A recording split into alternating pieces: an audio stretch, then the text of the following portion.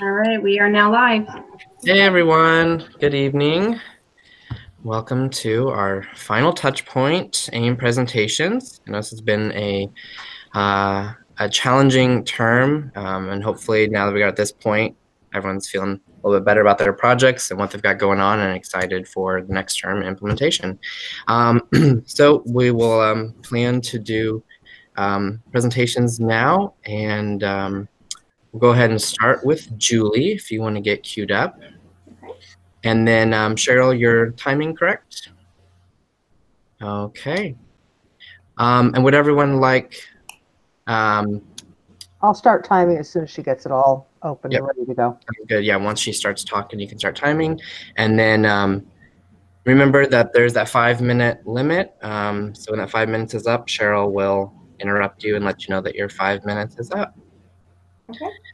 Okay. So Julie, whenever you're ready. Okay, I'm ready.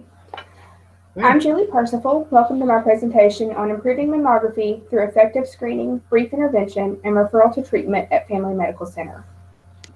Our aim is to increase the rate of screening mammograms and right care to 55% of eligible patients at Family Medical Center in 90 days. Breast cancer is the most diagnosed cancer and 5th leading cause of death of women in the world, with the cost of treatment reaching $16.5 billion in 2010. The rate of diagnosis per 100,000 women is 29.6 in Hart County, 27.6 in Kentucky, and 25.9 nationally.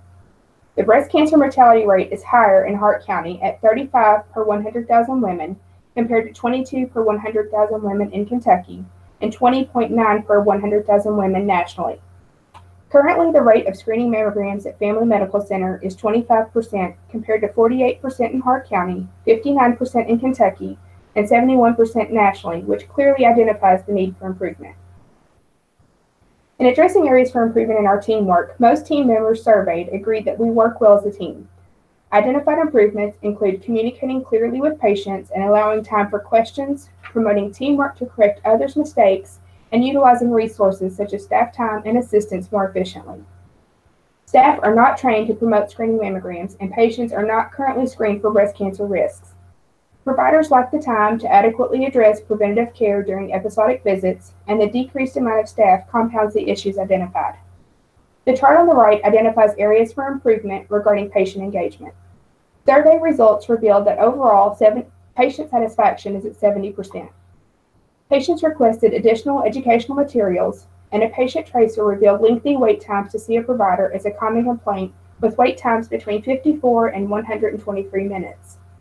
Additionally, patients are not interested in scheduling preventative visits, addressing preventative care at episodic visits, and are not being engaged in identifying personal risk of breast cancer, enhancing the low rate of screening mammograms. Expected outcomes include increased screening mammography and right care from 25 to 55%, use of evidence-based guidelines, a decision aid, and standing orders to standardize processes, and improve teamwork, patient and staff satisfaction and engagement to effectively reduce costs and breast cancer deaths in Hart County.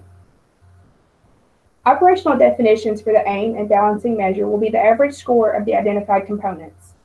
Operational definitions for each test of change are listed on the worksheet, providing a detailed outline of the process changes to be implemented to achieve our aim, and include the number of times tools are utilized out of the number of opportunities, as well as the average scores on surveys and the components of the right care bundle.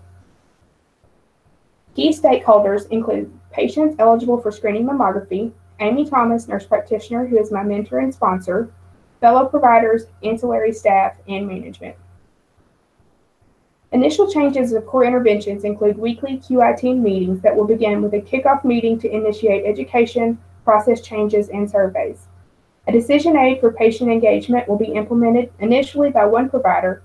An evaluation will occur through the use of a SURE survey among patients and a teach-back evaluation tool for providers. One triage nurse will begin screening by utilizing the EHR reminder to identify patients eligible for mammography, triggering the triage nurse to implement standing orders to order the patient screening mammogram. A case management log will be implemented to track the screening mammography rate and right care. Barriers include weekly attendance of QI meetings by providers, as meetings will occur during their workday. Staff members resistant to the implementation of the decision aid, along with increased stress and workload, create additional barriers, as does ensuring that all appropriate patients are accurately captured on the case log. These are my references. Thank you. Are there any questions? Thank you so much, Julie. Okay. Great job. So now we're gonna get Betsy set up. And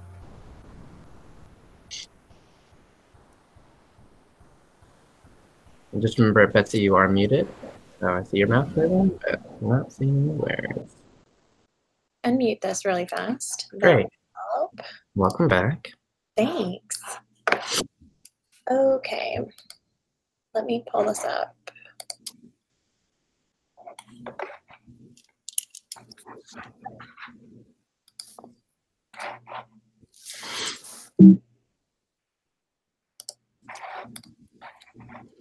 One second, sorry. You're fine. Also, just for everyone, as you share your screen, I recommend on the bottom you'll see where it says like hide. It says you're sharing now, and then hit hide. That way, it sometimes it can kind of block some of the screen. So just keep that in mind when you do your presentation. Cheryl, are you good on the timer? Yes. All right. Tell me when you guys are ready. Okay, we're ready whenever you are. Okay, my project is improving equitable care in depression in rural primary care utilizing SBART. The aim to improve care for depressed patients in rural primary care by 20% over 90 days. So what's the problem? Depression affects about 16 million American adults. It's the leading cause of disability worldwide. It also, depression and substance abuse are also associated with about 90% of all suicide cases. There's a higher incidence of depression in lower income earning households, such as Kentucky, where we're ranked 47th nationally in poverty. 57 million people, or 19% of the US, are considered to be disabled in 2010, and that's expected to increase, as well as suicide rates. So expected outcomes: improved team perception of team engagement, improved standardization of screening practices with the PHQ-9, improved patient satisfaction scores, improved patient-reported self-efficacy, improved follow-up at 2 to 3 weeks after a positive screen, improved compliance with referral appointments. Benefits, things that will not be measured: improved medication compliance, shorter wait times for medication start, and quicker referral times to treatment, and then cost benefits as well. The measures, so the aim, we've already gone over that. The balancing measure, patient satisfaction scores. The balancing measures will be for the quality improvement meetings, the process, team members' perception of the involvement over the meeting, the evaluation tool, and then the outcome: mean score on team perception of involvement versus mean score on team perception. For the shared decision-making aid, the process will be the patients utilizing the shared decision-making aid over the patients screened positive for PHQ-9. And then the outcome measurement will be patients rating the shared decision-making tool as useful, and then also ranking the efficacy of it, and then the patients utilizing the shared decision-making aid. The RAMP-C, the PHQ-9, the process will be patients utilizing the PHQ-9 over 12 years of age, over patients seen greater than 12 years of age, and then the outcome would be patients, the number of patients with appropriate treatments documented versus the number of patients over 12 years of age with a positive PHQ-9. The case management log, that's RAMP-D, patients with positive PHQ-9 entered into the follow-up log, and then the outcome measure will be patients who follow up within 21 days of a positive PHQ-9. So the stakeholders, the patient clientele, of course, and then our staff, and then our organizational management, and then surrounding Madison County mental health facilities. So the core interventions, the initial changes, quality improvement meetings, shared decision-making aid is ramp B, C is the PHQ-9, and then D is follow-up or the case management log. Barriers, poor attendance, technology limitations, lack of organizational support. Other barriers for the shared decision-making aid, technology issues, longer patient times, patients feeling overwhelmed with shared decision-making.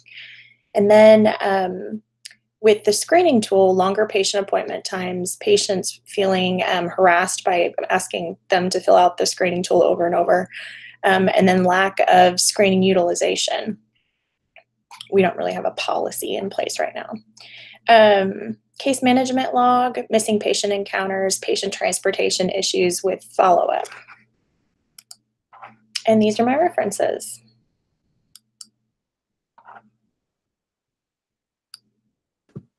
Any questions? Okay. Great job. Okay, and now we're gonna have Stephanie next.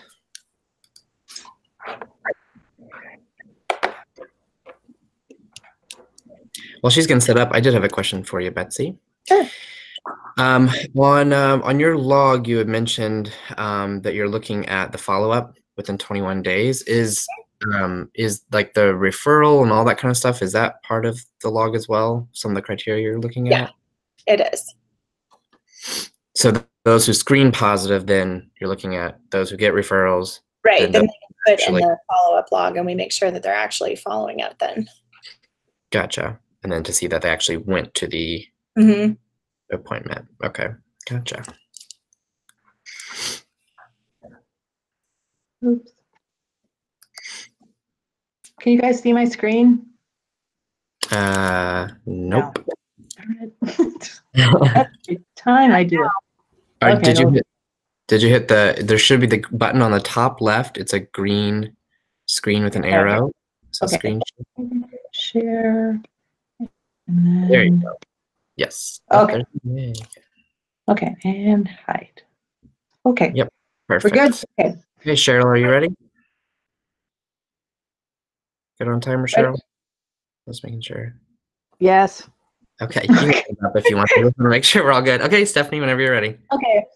Hi, everyone. I'm Stephanie Grauman, and I'm going to be presenting my project entitled Improving Adolescent Patient-Centered Care Utilizing the Guidelines for Adolescent Preventive Services. The aim of this project is to increase the percentage of completed health risk screens and corresponding right care components by 30% within 90 days for adolescents presenting to the West High School Health Office for care. Adolescents account for about half of the 20 million cases of STIs diagnosed annually, but interestingly enough, adolescents only represent about 25% of the sexually experienced population. It is estimated that the cost to treat STIs is $16 billion annually in the US, and untreated STIs can cause long-term health issues. It's estimated that untreated STIs cause 24,000 women to become infertile each year. This slide depicts the disparities between the sexual health measures for West High students and the Healthy People 2020 Adolescent Sexual Health Objectives. The West data is from this year's Dane County Youth Risk Assessment. And as you can see, West students fall short of the objectives for condom use, contraception use, STI testing, and delaying onset of sexual activity. Some of the expected outcomes I hope to have are adolescents face many barriers to accessing preventive care, especially sexual health care. So being able to access some of these services at school where they spend the great majority of their life is key to addressing adolescent health needs.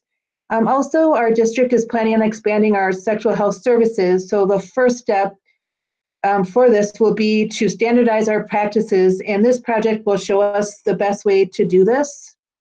And also our district is planning to start school-based health centers. So this data about student health needs that we're gonna collect will also be very valuable in demonstrating the importance of school-based health centers. And lastly, and most importantly, it will improve equity for students in accessing preventive care. There's a marked disparity in the health outcomes of our African American students, especially regarding the number of STIs they experience. And I hope that these services will lessen the gap. Here's my measures worksheet. I'm going to be using the SBIRT model with screening, brief intervention that's going to consist of counseling and education, and then referral to treatment. At this point, we can't treat here, so referral to treatment to community resources. And we'll be using surveys and other, for my outcomes mostly, and other process measures. My core interventions will be weekly QI meetings with my interdisciplinary team. I'll be using the AHRQ's patient engagement tool called Be Prepared to Be Engaged. The health risk screen will be based on the guidelines for adolescent preventive services. And this screen will look at several different areas of risk behaviors in adolescents, but for this project, I will be tracking the sexual health risk areas. And lastly, there'll be a case management log to track right care that will consist of more in-depth screening with the 5 P's: sexual health history, education and counseling regarding condoms, contraception use, and STIs, and then again, referral to treatment. My stakeholders are my sponsor, mentor, my interdisciplinary team, and of course, most importantly, my students of West High School. Some of the barriers would be, for staff, will be the time limitations to address preventive care, as much of the services provided by our support services are problem focused and a lot of times, unfortunately, crisis related. For the students, it will be a change. It's something new to get them to engage in, and many adolescents may not have a full understanding of the benefits and importance of preventive care and them taking an active role in their health care. And these are my references. Thank you. Awesome. I actually am the director of school-based clinics at my health system for our school. So I've been in that position for about 3 months now, and so I've been learning all about school-based clinics, and we do a lot of STI testing and treatment there as well. So that's really exciting. It's a huge need. Yeah, cool. Can I talk to you more about it sometime? Sure. Yeah, we can chat offline, and I can tell you what I know and give you some ideas. And yeah, we have I have 6 schools that we're in. 3 of them are like nurse-based, and 3 of them have nurse practitioners and an MA and all that kind of stuff. So wow. Yeah. Cool. Yeah. So Bethany, getting ready. Okay. All right. Cheryl, you good? Okay. All right. Can everybody hear me okay? Mm-hmm. All right. I am ready. Good evening, everyone. My name is Bethany Odero, and my topic for my project is effective screening and treatment for perioperative hypothermia at Indiana University Health University Hospital. My aim is to screen and treat 80% of perioperative patients for hypothermia over the next 90 days.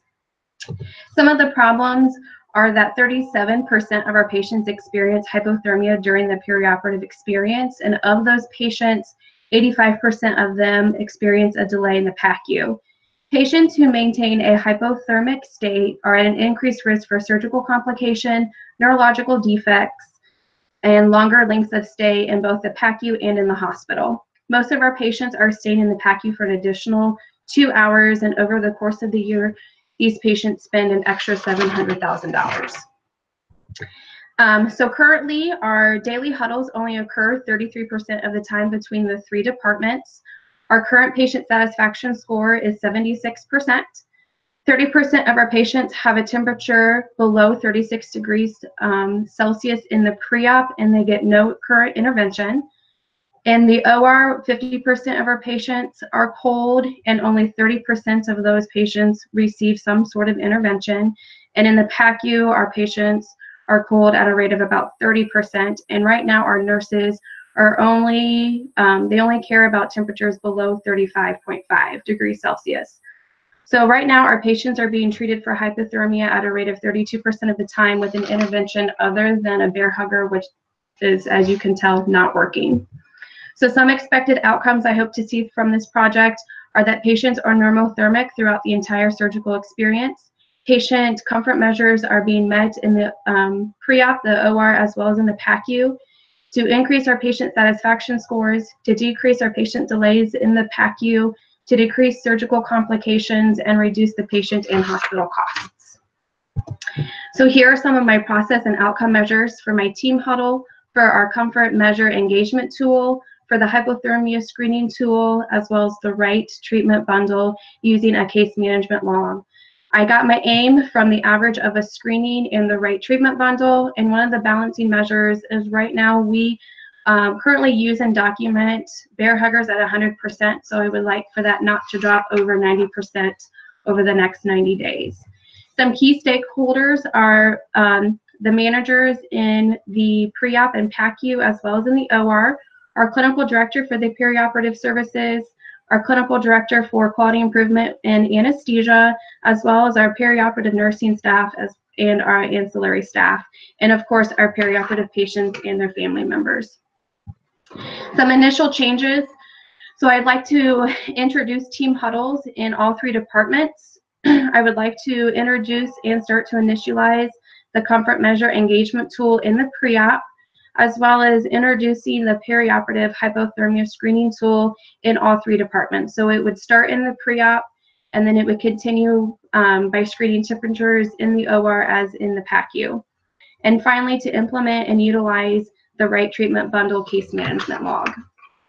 Some barriers are for team huddles for the staff members to not participate in the huddle, which can impair communication with each other in providing care, as well as lack of time. And then for the patient engagement tool, some patients may have a low health literacy and they don't understand what the tool is asking, as well as patients' reluctance to be involved in their healthcare choices. And then a third barrier would be a language barrier if English is not a primary language, if it's a secondary language, or if the patient doesn't speak English at all. For the screening tool would be lack of time to utilize the tool, lack of understanding for what the tool is actually asking, and then for the right treatment case management log, lack of understanding of what patients go into the log, as well as lack of time to input the data. And then here are my references. All right, does anybody have any questions? Bethany, as I sit here in my 65-degree house, I want to know more about the bear hugger. Well, so the bear hugger is, we have 2 different types of bear huggers. And so one is called an upper body bear hugger, and it kind of goes, we say nipple line or thereabout, and it covers the arms, and it's just like this drape that you stick to the skin, and we have a machine that we hook up through it, and it forces warm air. And so usually we set that warm air to be about 43 degrees Celsius. So it's a constant flow. And then we also have a lower body bear hugger. So if the upper body is what's being worked on, so like our ENT patients that are in, head and neck, then we can put it, nipple line or below, and then it covers the whole bottom half of the body. So you would think that would be enough, but it's not. So right now we're utilizing those on every single patient, but yet they're still cold. So now it's, okay, what else can we do as interventions? And there are several things that Aspen and AORN recommend to warm patients. Cool. So do they make very nice. I had a bear hugger the last time I had surgery. I never knew that's what it was called. Yeah, that's what it's called. I love that thing. I want one at home. Are they pretty? They are very nice. Every once in a while, you'll see a staff member kind of pull it up against. Are they easy to buy? So every room is supposed to have 1 machine. Most rooms have 2. So if we start to utilize a secondary machine, it shouldn't be a problem. So I know we have a high supply of the actual bear hugger. My challenge that I may face is the actual piece of equipment that forces the air. So we'll see that when it happens. Gotcha. Okay. That might be another barrier, is lack of equipment. Right. Yeah. So we'll see. Yep. That's why we get 4 go-rounds to see how it goes. So. Right? And hopefully by the 4th time we can see some improvement. But Okay. Well, great job. Cheryl, got you going up next. And Julie said you're Jeez, gonna that's hard. turn. Okay. Oops. And Stephanie, if you don't mind muting yours, I'm not sure if we're hearing a little bit on yours. It might not have been, but I just in case, I just wanted to mention that. So great, thanks. Where am I going here? Okay, Cheryl, whenever you are ready. Okay, why is this? Ah, it's just froze. There we go.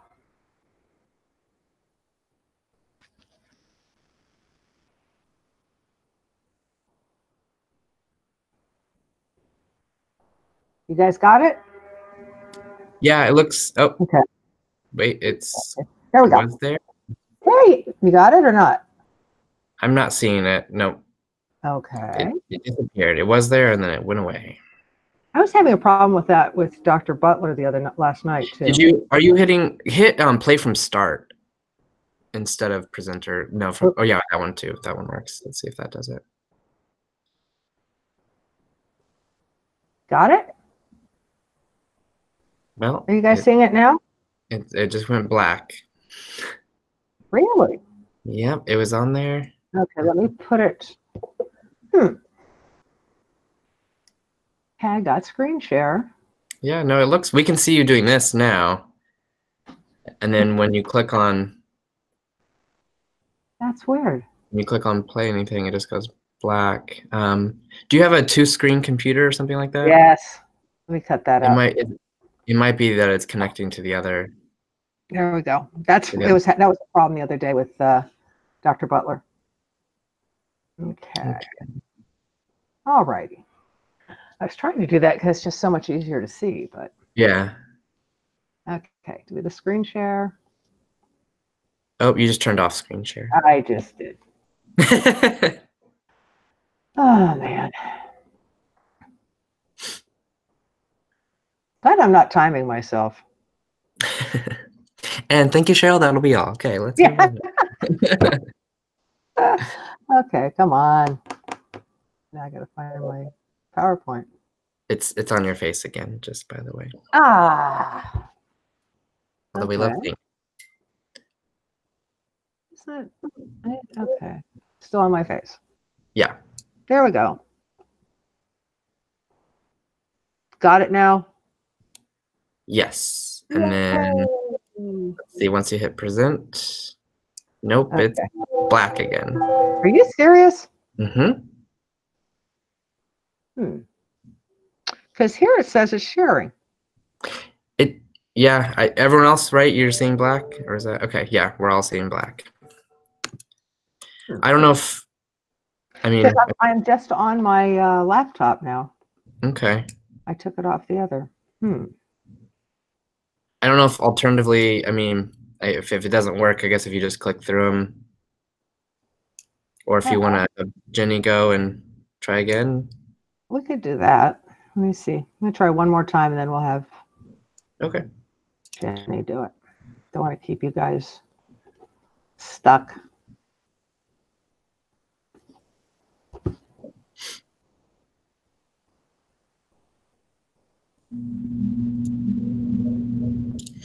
Okay.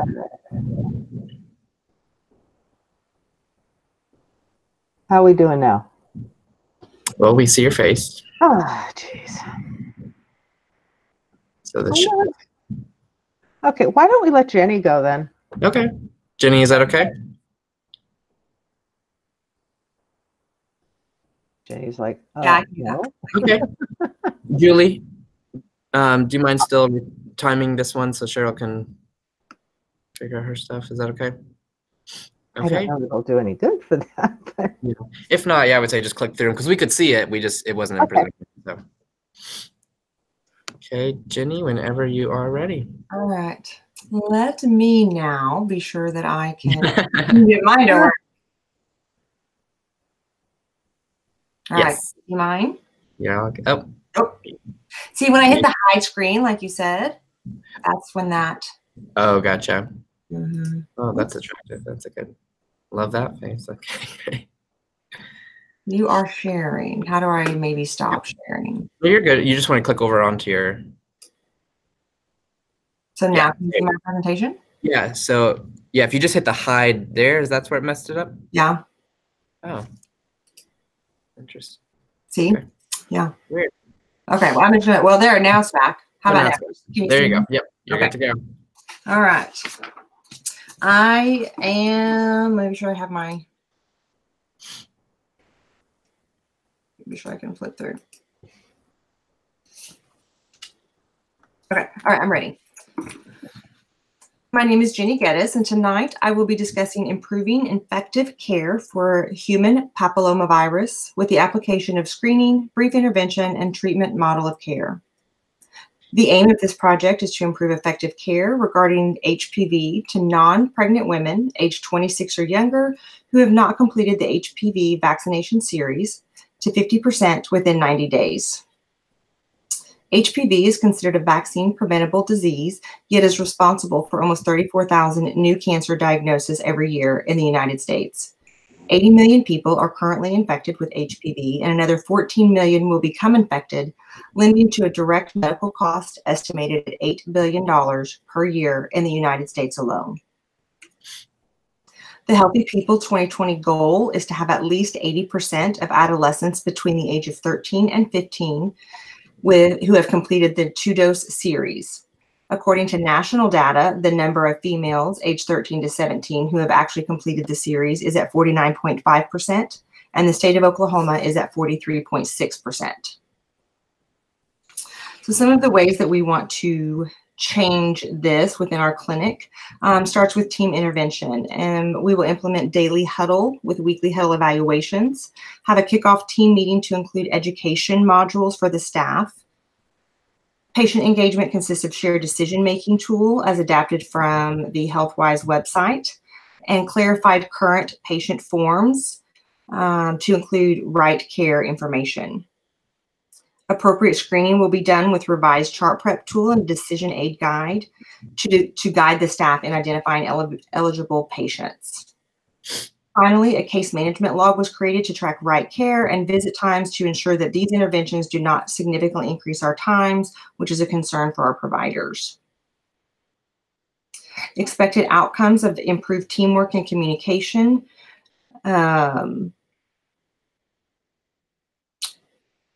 Will provide the team with a foundation to facilitate ongoing quality improvement. The daily huddles can become a part of the regular routine and be able to adjust according to the current needs. Utilizing shared decision-making tools will illustrate the effectiveness of engaging patients and improving outcomes. Revised forms will demonstrate the importance of ensuring that our time is spent efficiently and that the tools that we use are applicable to our specialty and to our patient needs. Finally, our tracking system will illustrate the ease and purpose of data collection to motivate improvement of care and patient outcomes, as well as the buy-in of the team and administration. Our key stakeholders, of course, are our patients and families, middle and upper management, and our clinic staff. Barriers include a lack of time, both for the providers and the staff, lack of knowledge from the staff, and forms that are not applicable to our needs, and lack of team communication. The operational definition of teamwork for my project will be the total number of points scored on our daily huddle over the total points possible. We'll have a baseline of 20% and our goal of 50%. Our outcome measure will be the average score of our weekly evaluation with a baseline of 30% and a goal of 50. Patient engagement is going to be measured with our total number of tools used over our total number of eligible patients with a baseline of 25 and a goal of 50%.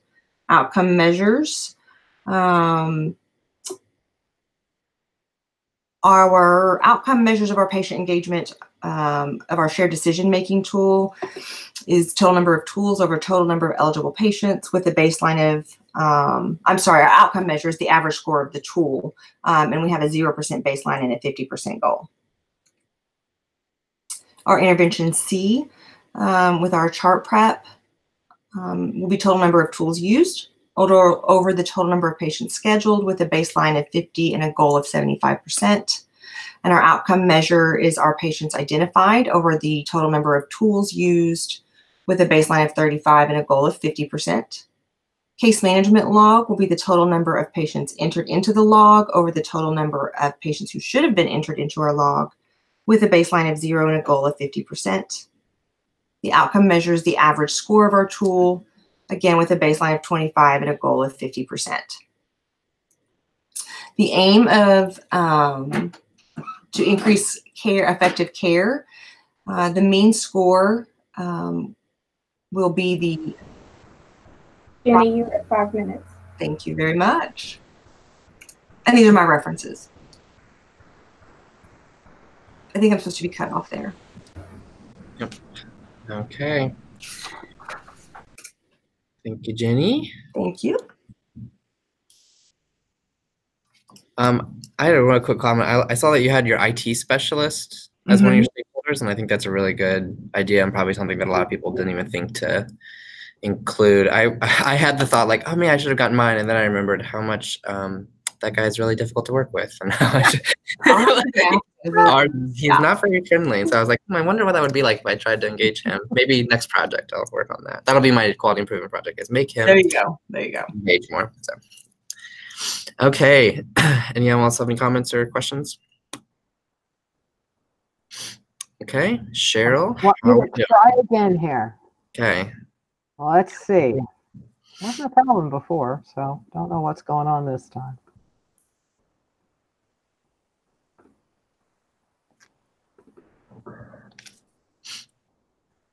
Okay, how's it going here?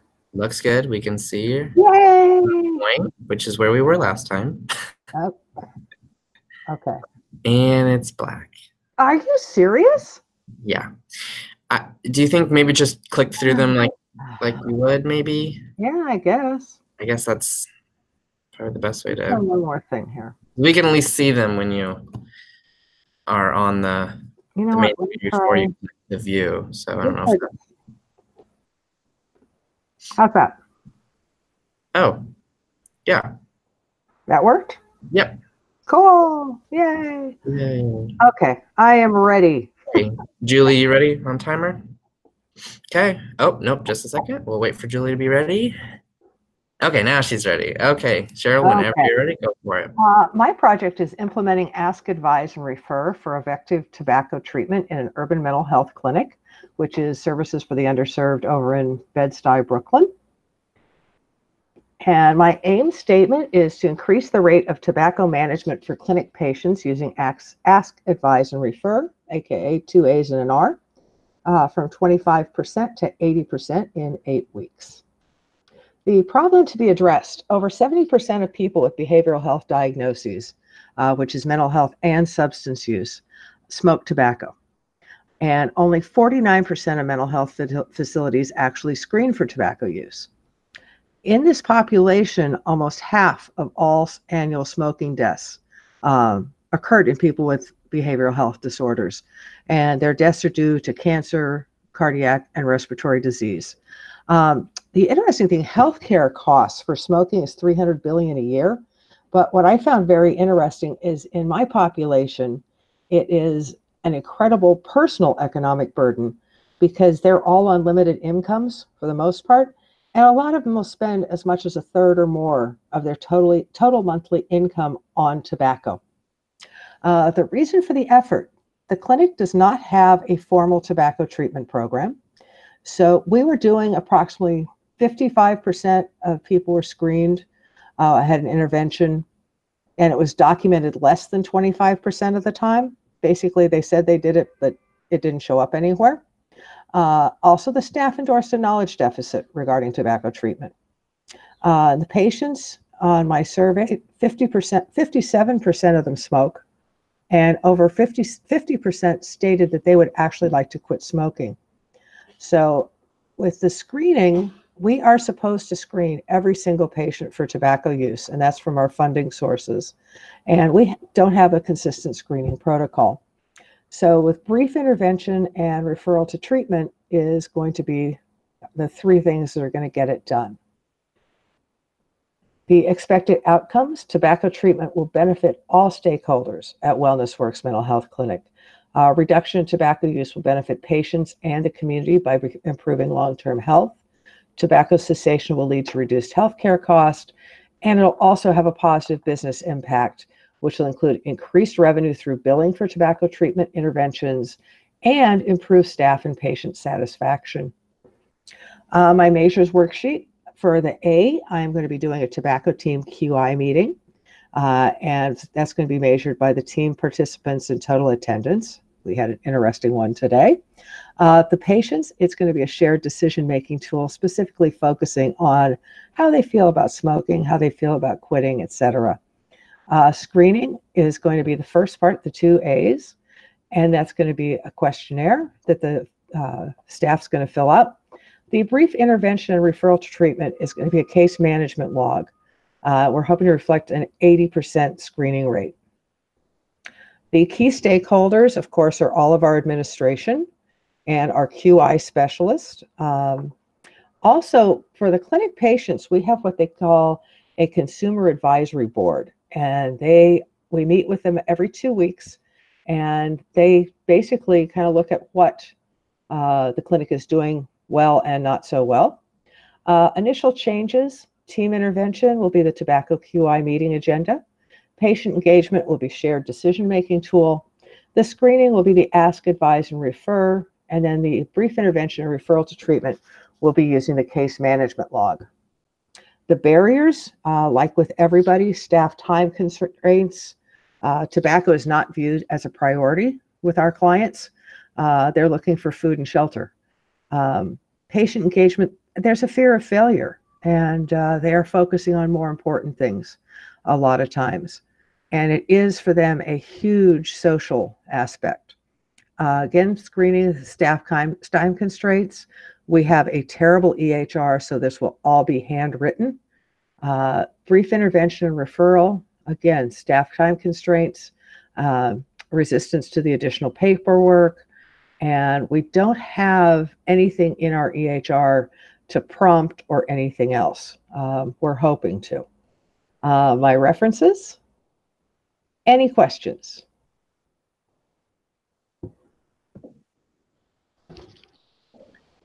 So how much do you guys utilize your EHR right now?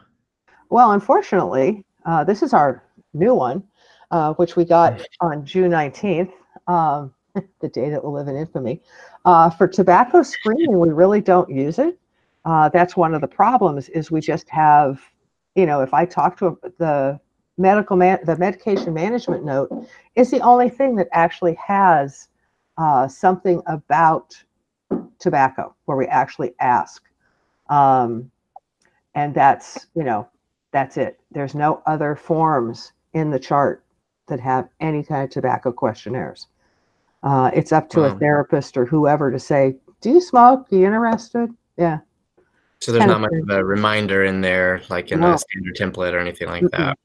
Yeah, because ours pulls in with every template. They have to put that in there. Yeah, must be nice. We're hoping we get a new EHR. And if we already 2 in 1 year, if we don't, there's actually talk of trying to build a tobacco treatment into one of the forms. Gotcha. So we'll see. Well, hopefully this will be an impetus to start something new. Oh yeah, they're actually my director today. We had our tobacco team meeting. I haven't, or we call it butts out, and yeah, they're finally starting to realize what's involved here. Yeah, so, nice. a lot more pieces than people think. Yeah. Actually, yeah, they just were kind of. I actually sat down today and said, okay, I just want to summarize where I am with this, and kind of like gave the big picture, and they were like, oh wow, this is like incredible. So okay, yeah, it was neat. Getting that buy-in now. So yes. Okay, and then I will go last here. Okay. Okay. Okay, can everyone see that? Yes.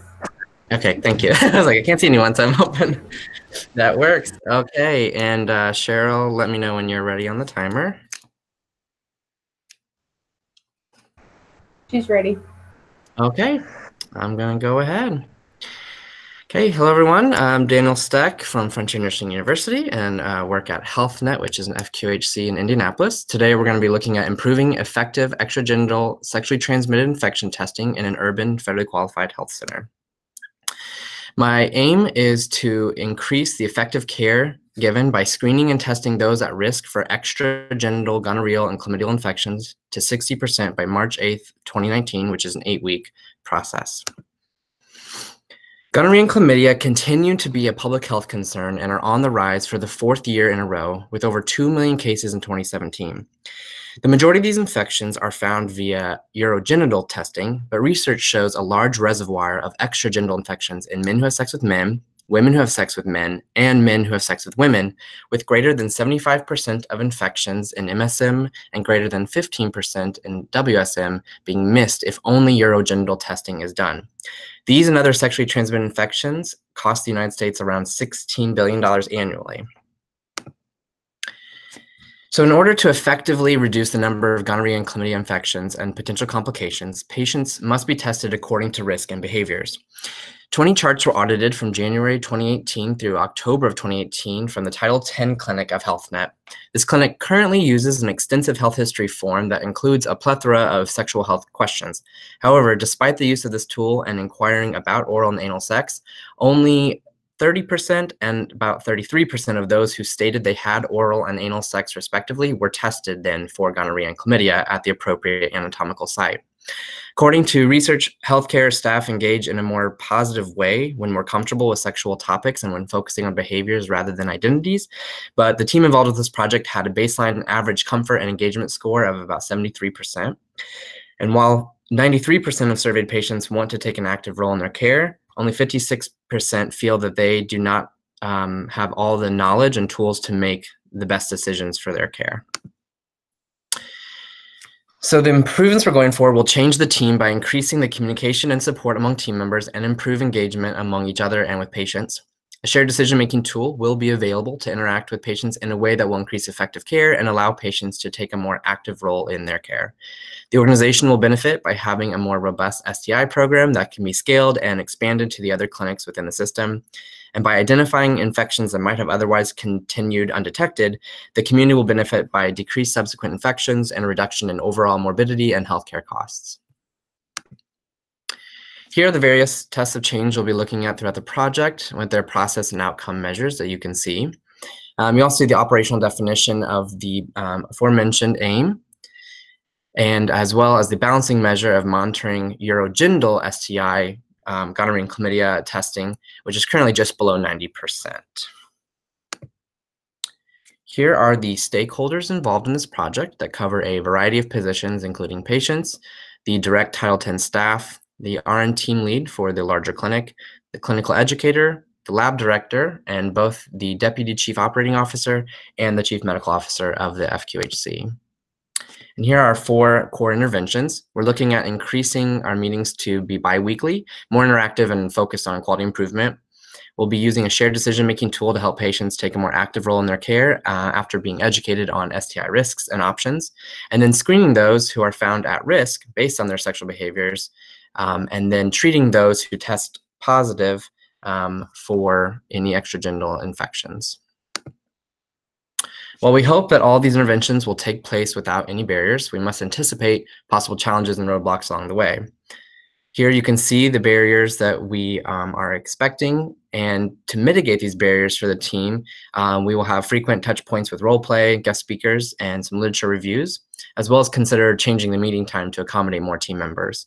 For the patient, we can increase visibility and normalcy of these topics in the clinic by hanging posters with sexual health topics in the lobby and exam rooms and even the restroom, and also implement wearables for the staff featuring sexual health topics.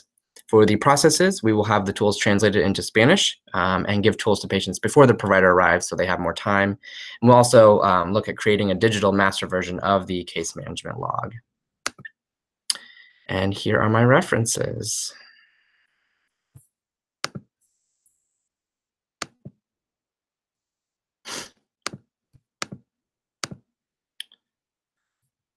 Okay, does anyone have any questions?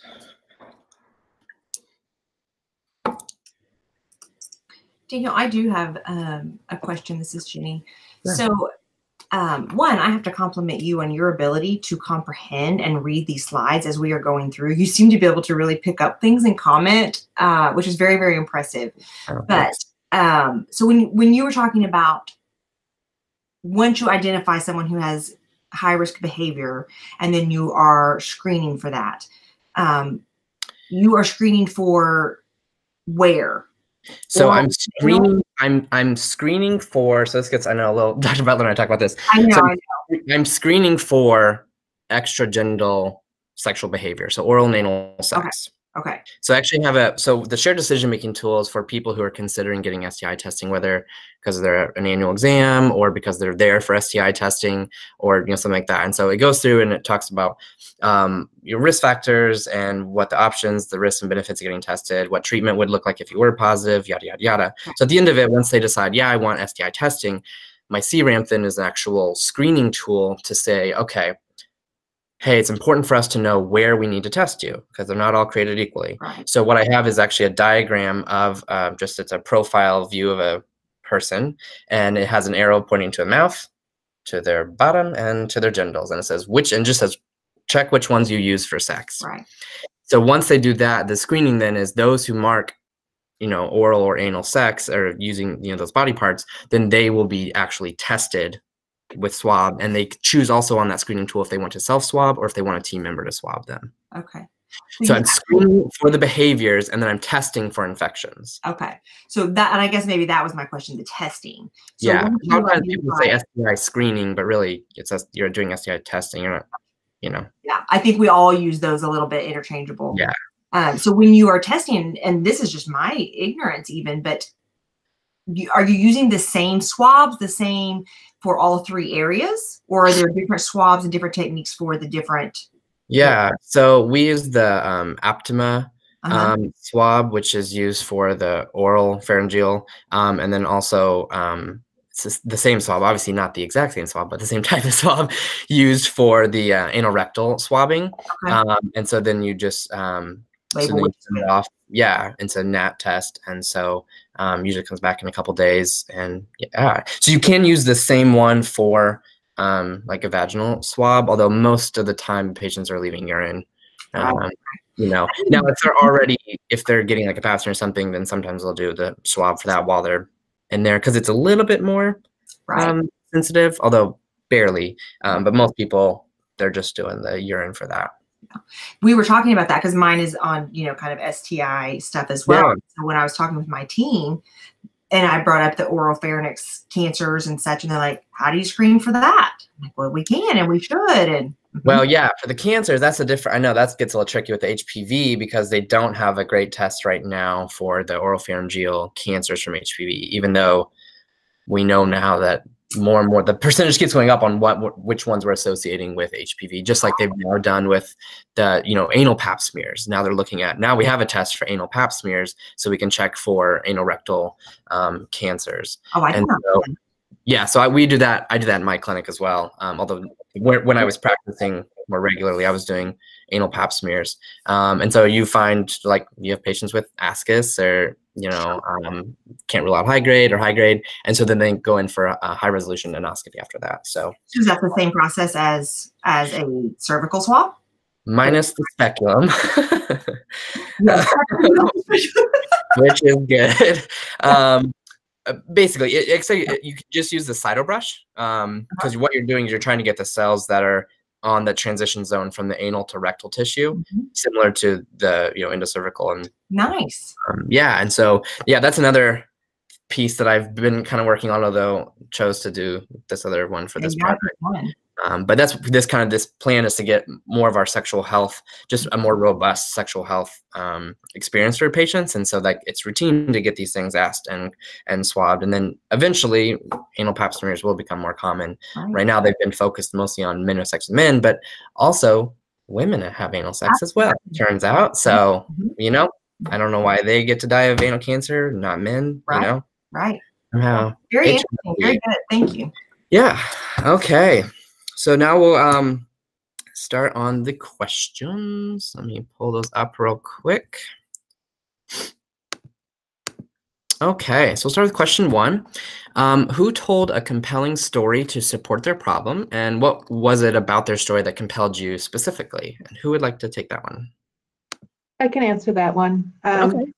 I thought that Ginny did a great job in the beginning, shocking me and telling me what the problem was. I was being a peace person. I know the importance of HP vaccination, but I didn't know that it cost $8 billion a year to treat, problems from HPV infection. So I thought she did a great job of outlining with statistics the problem and why it needs to be addressed. Okay. Anyone else have a compelling story that they really liked that helped explain the problem? Okay, we'll move on to number 2. I was just going to say real quick that Okay, yeah, go ahead. her stats. I had one of those wow moments like Dr. Butler had. Just like, huh? So definitely a wow moment on Bethany's stats. And yeah, some of these when you see them pulled out and really, because a lot of times these are mixed in with all these different health things, when it's like, oh, here, look at this one thing, and you kind of really start to think of those numbers. It's pretty impactful. Okay, question 2. From a graphic design standpoint, whose PowerPoint was the most appealing and why? I'll go ahead and answer that one. I think, overall, everybody's projects were fantastic. And so congratulations to all of you at this point in time in the class. We're almost done. So overall, all of the projects were very impressive, and all of them were, you can easily read everybody's. So Julie, your graphics I thought were most eye-appealing. They were really easy to read. You pulled out the numbers. Stephanie, your graphics had good contrasting colors. So when you have good contrasting colors, it's easy things, and you can actually really see where your gaps were. Jenny, I've always loved this slide. Every time you present, it's your problem slide. It's just the way that your problem slide looks. It's just like, wow. And I know it has to do with how you bold words and make them bigger, but every time you present your project, because I think I've been with you for the last 3 of them, that's always been my favorite slide out of everybody's projects. So very nice job, everybody. I actually had the same comment about Julie's graphs. I really like those. The colors very clear, appealing, and on mine next to Jenny it says bold, and I don't know, because I think I also made a comment too. It's just, and every time I always think I'm gonna do that to mine, and then I don't. I see it, and I'm like, oh yeah, that's so good, and it's like really draws you in to like focus, because otherwise it gets a little lost sometimes. So yeah, those are great. I just wanted to say I liked Bethany's slides. I thought that they were just very simple looking, but then like the information was right there and it was just very easy to read, and I didn't get all ADD and was like, oh, I can't handle it, it was good. I liked it. I agree that everybody did a great job, but I wanted to say, Daniel, yours were very unique in the fact that you had the side by side as opposed to traditional, like, I'm very OCD, I guess, because I just have everything, one way. And I was like, oh, that's a really interesting way to be like, here's your problem, here's this. And I thought that it looked really great on your slides. Yeah. Thank you. Okay, number 3. Who presented data and the numbers the best? What format helped you, the viewer, to understand the documented data supporting the problem? Anyone want to tackle that? I'll answer that too. Okay. I think everybody did a great job as well, as far as using your bullet points. Everything was very concise. It was very easy to read and to see, where your data came from, and to see those statistics. They really jumped off the page. But I also really liked that, let me see, I think it was Stephanie that had the graph. Was very eye appealing because you could see the colors were great, and the big gap in the difference where her numbers were falling. That graph was like, I didn't have to read through the slides and everything. I could see that and go, oh, you can definitely just see where the area is for improvement. Yeah, I really like that. The graphs were really good. Yeah, the Healthy People 2020 comparing, it was like, oh yeah, you really see. It also makes me think, I often think that through looking at Healthy People 2020 data, I'm always like, I don't know, are we ever gonna, like 2020 is gonna be here soon. I don't know. So that was really, that was really I think I have to go to like 2030 or something. Right. We'll get there someday. Anyone else have any comments? about data that they really liked? I just wanted to add about Julie. I know we talked about how our graphs were great, but I also appreciated her pie charts, and the different graphs that you use are very impressive in your, I've been with you all 3 times and you guys are really great at that. Okay. Number 4, who engaged the audience the best and why? And what specifically did they do that was engaging? I thought Ginny really engaged me. I don't even know what you're talking about, but I cared about HPV when you were talking about it. So you had me. You were excited about it.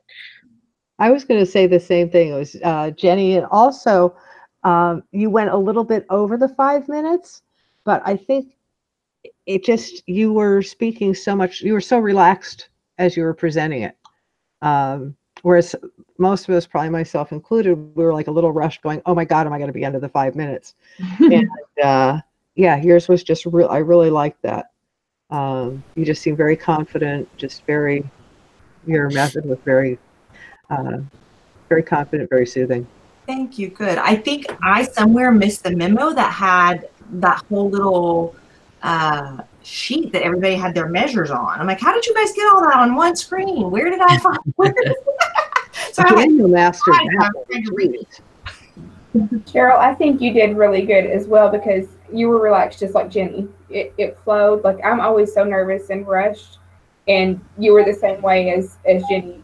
You all were just kind of like, I know my stuff, and this is how it is, and I'm going to present it, and it was calming to watch you all. Oh, thank you. Yeah, it definitely feels like you're like, yeah, this is my project. I'm just telling you, like I tell everyone every day about it. Like, this is, I know it, and yeah, it's I agree, Carol, that you did that well too. Like, you were kind of reading and you're like, we had a really great one today, a really interesting, patient today. And so, I mean, you did it like you just were talking about it and you knew it and you did that very well. Thank you. Okay, any other comments? Okay, number 5, and we'll end. Let's see, which health disparities were included in an operational definition presented? Challenge, could you include this? Does anyone have any comments on that?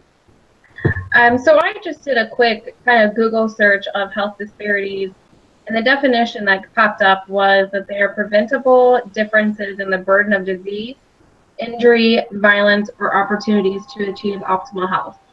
And when you look at that definition, that's every single one of our problems. Well, that's all of our projects. We have identified a group of individuals, whether, it's patients who have STIs, or if it's hypothermic patients in the OR, or if it's, a mental health patient, or people who smoke. We've identified individuals that could have better health outcomes. And now we are going to teach them, we are going to educate them, potentially treat them if there's a disease process that needs to be treated. So I think, when you think about what the definition is, yes, we may not have them specifically in our operational definitions, but they're in our projects. And so, I know Stephanie had missed, one of her mentioned African Americans, and, with Cheryl's mental health patients. So when you break it down by the definition, that's every single one of our projects has a health disparity population in it. We just may not have recognized it when you first go, no, I don't have that. That's when you really look at it. Yeah, it's all of ours. That's a good point, Bethany. Yeah. That's exactly what I was thinking as I was listening, because I know kind of before we started, does anybody have that? And we were, no, but we have people who are smoking with low socioeconomic status who spend 37% of their income on cigarettes, or the school-based. I mean, that's what I was thinking. Yeah. Yeah, I mean, there was like you're saying, that every single person has people with a health disparity. It's not our traditional, African American or whatever, but some of you guys have. So mine is my mammogram. So those people 40 to 74 that need a mammogram, those people that are not getting it have the health disparity, and so I'm capturing them on my case log. So I think we're all kind of including that as well. Mm-hmm. I don't know if you guys remember, and I'm trying to think what class it was, and maybe independent practice or one of them, where we looked at, and I know for some of you that was a long time ago. Mine was last term, so it's still a little fresh. But we looked at like guidelines, and they showed, you know, you're supposed to do kind of an audit, which is a little bit of a precursor to what we're doing now.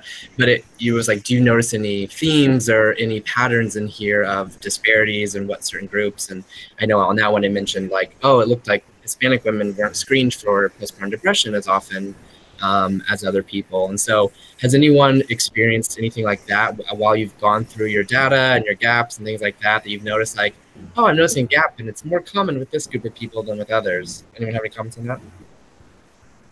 I haven't noticed that in mine. And I did, you know, at first I didn't really think to look at that, but then as I was doing like my chart audits and things like that, I even started looking at, are certain providers ordering mammograms more frequently or not ordering more frequently, you know, and I never could find a trend. But we do have a large number of patients and providers in our clinic. So doing a small chart audit may not have shown me that data, and it may exist and I'm not picking it up. Jenny, when I was going through mine, like looking at my chart audit across the board, because HPV counseling was one of the things that I was looking at, because I wanted to see, since it falls in that sexual health side. And so I found that they were doing a pretty good job of offering it. We don't have it in that clinic because of Title X funding. It's a whole thing, but we are supposed to still be discussing it and counseling on it. And I noticed that the only people that I was missing on were men. Now, not all of them, like they still did get a pretty good job, but the ones that were missing were men. And so I think that's sometimes that kind of, that internal bias and stuff, like, oh, you don't think about it as much, and whether that's because it was originally presented that way or whatnot. But I noticed some little trends like that. I didn't find this in my chart reviews, but just in my general observations. Again, the minority students don't get a lot of preventive care because a lot of them use the emergency room as their primary care doctor. And so there's a whole group of kids, like a large group of kids, that are missing completely the opportunity to have any kind of preventive care at all or a medical home. So that's what I've noticed. Yep. Anyone else have any questions or comments that they wanted to make about any of the presentations? It just sounds, it's kind of funny. I think we've kind of reached that point. I know Dr. Butler had mentioned, you kind of reach that point when it's like, oh my God, this makes sense. And just in hearing everybody, we all know our projects. Really, it's kind of, we've reached that point where it's like, yeah, we know what we're doing. I hate to say that, but finally we can. Yeah, I think we're definitely getting a feel for where we're going. Mm-hmm. When we started, I was like, I don't even know where I'm going, so I don't know how to even get started or what to ask, or and I think there's still some of that, because what's it gonna look like when we start implementing or doing things? But it is nice to see what it's gonna probably look like when we implement. What we're to kind of see where we're going, the shadow of a path. Yeah. And I know that's one of the other questions about the angst for next term. At first I thought, I'm never going to know what I'm doing. And now I'm like, I have to make this work. So what's going to be my problems, And so my thinking has really changed 180 degrees, as far as before I was like, this is never going to work because I don't have a clue where I'm starting and where I'm going. And now I'm like, okay, this is my plan. And now I'm worried about what's going to interrupt that, as opposed to figuring out what I'm even doing. Yeah. Yeah. I know my big concern, because one of my champion, she had emailed all the powers that be about, smoking cessation, and she hadn't even gotten email responses from them. And she was so frustrated. So I was like, oh my God, are they actually am I going to get buy-in in this? Or are they just going to kind of go, yeah, that's nice, we need to do this, and, and just have it go nowhere? Kind of like, oh, okay, this is your project, go to it. And like I said, I started to feel buy-in, and then today with our meeting, I kept pushing and pushing and pushing, and people are really getting excited. And now I can kind of see where it's going to go next term. So that's a nice feeling. I think that's really awesome, because I think that smoking cessation has been something, at least for me, I feel like it's been out there for so long, something that we were supposed to have been doing for so long. But you do feel a little bit, I don't know, handicapped. How am I supposed to engage my patient, motivate them to stop, and do all of these things? So I think it does get kind of pushed back by providers, and it is hard to get excited about it. So I think to start seeing some of that, especially this early on, is it feels very futile. You know, you see patients all the time, so it's like, why bother? Yeah, right, exactly. And I wonder, I was thinking when you were going through your slide, Cheryl, about, you know, the patients not, or the providers not doing it, and thinking like, oh yeah, I could see myself being like, well, I'd rather them be doing this than something else, you know, and so you kind of the lesser of two evils type mentality, or, you know, but it doesn't mean that they're not less deserving of it. Well, and also it's like, gee, do I focus on their cigarette smoking or their K2 smoking? Right. Correct. Yeah. Yeah. The realities. Yeah. It's tough. But thankfully, there are people like us trying to make it better. That's right. We are the future. We're going to change the world. Yes. Okay. Anyone else got any comments? Daniel, I just want to thank you. You're an excellent facilitator. Oh, Wasn't it great? It was awesome. thanks, guys. And where do I find that chart, you guys? I made mine. I made mine. How do you guys all know to make that chart that looks the same? You just use the table thing, you know, like you just create how many rows you want, and then you can merge. How to do it, but how did you all know how to do that and just think of doing that? I was trying to find the easiest way to put all that stuff on one slide. Well, there's no way, so I just wrote it out.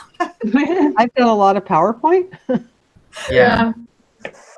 I mean, I definitely, this class has taught me a lot about Excel and PowerPoint. I've been underutilizing them for years. So. I still underutilize Excel. Yeah. I never made a chart before, so I had to start spreadsheet, like to define, you know, yes is equal to 2 points and no is 1 point or whatever, so that it'll tally it for you. I still need some help on that. Dr. Butler was saying it's in there, and I figured out some of it, but I think there's an easier way to do it. I like made it do it, but it's not very.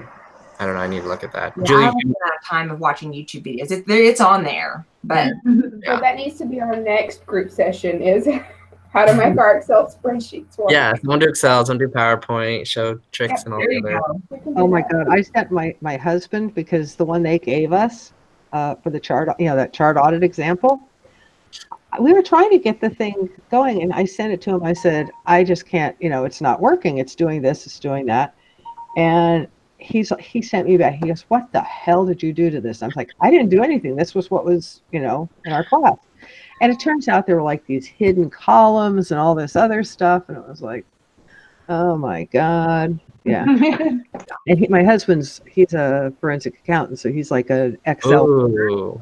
Yeah. So I kind of rely on him now and then. Yeah. make me a little simple one. A little baby Excel. I think during break it's going to be like, okay, how do I add 2 + 2 in this one? Okay. Anything All else? right, then I will, if we're done, I will go ahead and stop the broadcast. Okay. Great